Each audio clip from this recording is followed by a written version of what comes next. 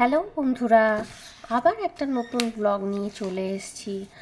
রাইয়ের আবদারে আমরা গেছিলাম দাদা বৌদির বিরিয়ানি খেতে। কলকাতা বিরিয়ানি, হায়দ্রাবাদি বিরিয়ানি তো অনেকেই খেয়েছে, কিন্তু দাদা বৌদির বিরিয়ানি ব্যারাকপুর তথা শহরতলি সংলগ্ন মানুষের নয়নের মণি, কিন্তু আমাদের খাওয়া হয়নি।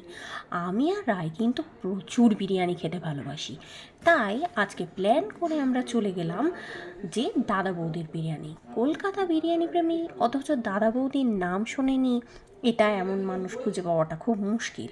তাই আমরা যখন খাইনি, তো আমি নিজেকে তাই জন্য মনে হচ্ছিলো, ইস কি একটা বড় জিনিস মিস করলাম, যে সবই খেলাম, দাদা বৌদির বিরিয়ানি খাওয়া হলো না। ব্যারাকপুর রেল স্টেশন বেরিয়ে ডান দিকে একটু এগোলেই একটা দোকানের সামনে শয়ে শয়ে মানুষ দাঁড়িয়ে আছে। হ্যাঁ, ব্যাস ঠিক জায়গাতে চলে এসছো, এটাই দাদা বৌদির বিরিয়ানি। অনেকক্ষণ লাইন দেওয়ার পরে আমরা উপরে উঠে এসেছি, কিন্তু আমাদের এখনও পর্যন্ত টেবিলে বিরিয়ানি আসেনি। ভোগ লাগি জোরো কি ভোগ লাগে, বিরিয়ানি কি ভোগ লাগে করতে করতেই আমাদের সামনে আস্তে আস্তে বিরিয়ানি চলে এলো। আর আমার চোখ তো এদিকে চারদিকে কত সুন্দর সুন্দর সাজানো জিনিস দেখে মনটা কেমন লাফালাফি করছে।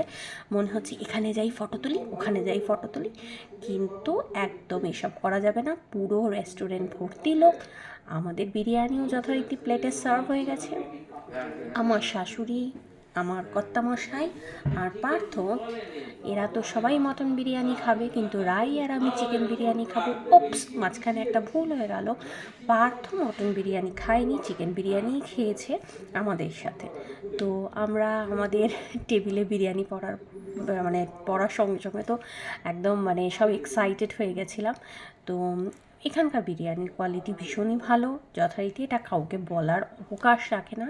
ভালো সাইজের মাটন, চিকেনের সাইজও দারুণ ছিল, এবং সবথেকে বড় কথা ভীষণ সফট ছিল। আর সত্যি ওয়াও, লাজিজ। না খেলে একটা বড় মিস হবে। দেখছো কত বড় সাইজের একটা চিকেন দিয়েছে, আলুও কত বড়। এবং এখনও আমাদের রিটার্ন যাওয়ার পালা। তো আমাদের পেট পুজো হয়ে গেছে, মনও আনন্দে ভরে গেছে, আকাশটাও ভীষণ নীল নীল হয়ে রয়েছে।